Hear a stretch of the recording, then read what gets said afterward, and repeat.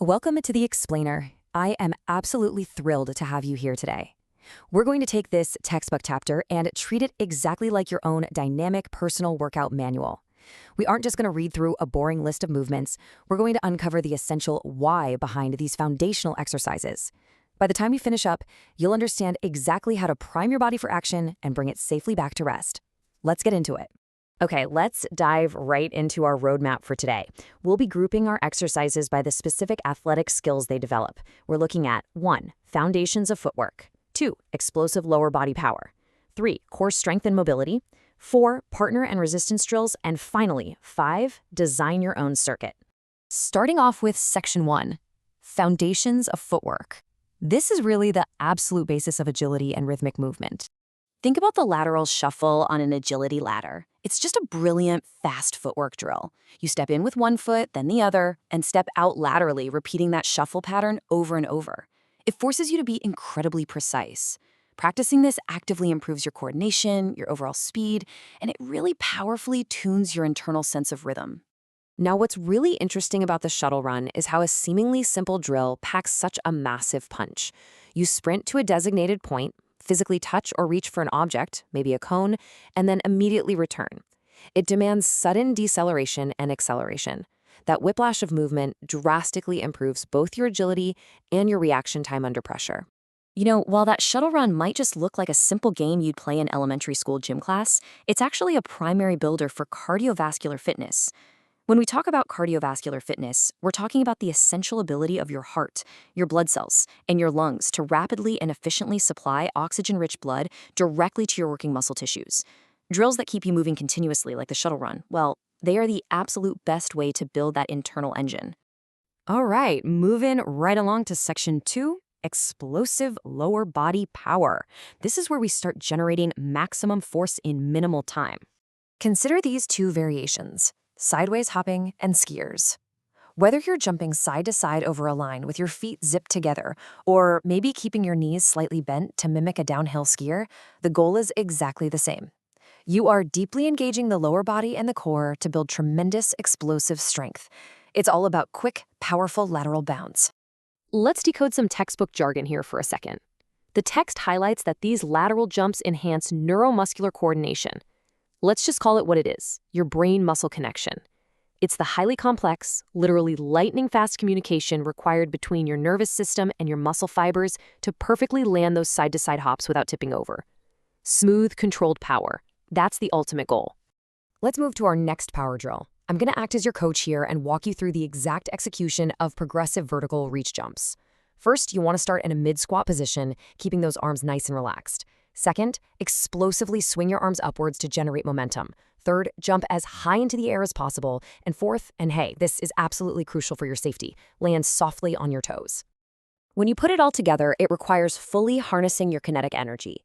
Think about the deep load in the mid-squat, the full extension at the very peak of the jump, and then the preparation for impact on the way down. Remember, the secret to explosive development is to land softly and then immediately launch into the next jump. Section 3, core strength and mobility. This is the essential anchor for safely performing basically all athletic movements. Take a look at the high knee jump with an object. You stand tall, hold a small object, like a ball, right in front of your chest and begin performing high knees. You're aiming to tap both knees to the object alternately. This deeply engages the core muscles. The major warning from the text here is about form. You absolutely must avoid leaning back or swinging your torso. Your core has to remain incredibly stable while your legs do all the moving. And this brilliantly illustrates how we can map specific core drills directly to the real functional benefits your body gets from them. A twist with the ball builds your rotational stability. Moving a ball in a figure 8 around your waist promotes dynamic trunk mobility. Passing a ball around and between your knees, that demands intense core engagement combined with fluid hip mobility.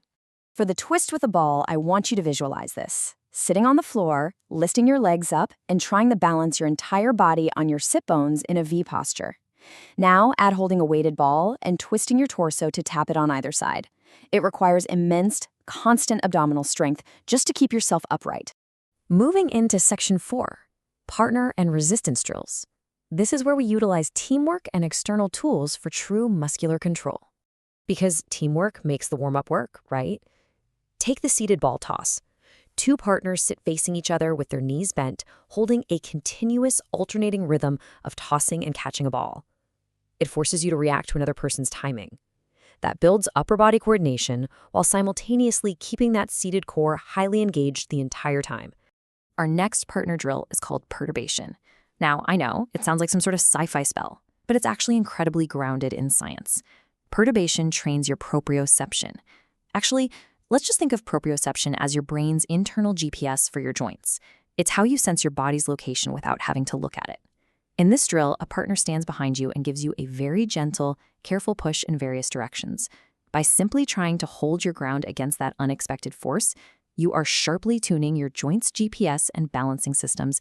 We can also add tools into the mix, like resistance bands or weighted rod systems. The text mentions movements like radial or ulnar deviation.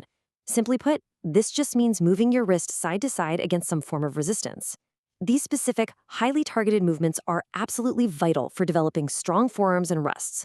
Plus, by gripping and manipulating these tools, you're also effectively targeting and stabilizing your upper back muscles at the same time. And finally, Section 5, design your own circuit. So the crucial point here is handing the reins over to you, moving from learning into active application. Here is your challenge, straight from the chapter's final activity. I want you to combine everything we've covered today. Take the footwork, the explosive power, the core stability, and those resistance drills, and create your ultimate personal routine. Design a killer warm-up, build a complementary cool-down, and truly think about which major muscles you're targeting and exactly why those specific benefits matter for your own goals. But hold on, before you run off to build your custom circuit, I want to leave you with this final, provocative question directly from the text to really test your understanding. So, what do you think? When should you not do a warm-up and cool-down, and why? It's a tricky one. It challenges everything we just discussed. Think deeply about the rules, the extreme exceptions, and the physiological realities of the human body. Thank you so much for joining me on The Explainer today, and keep exploring the why behind everything you do.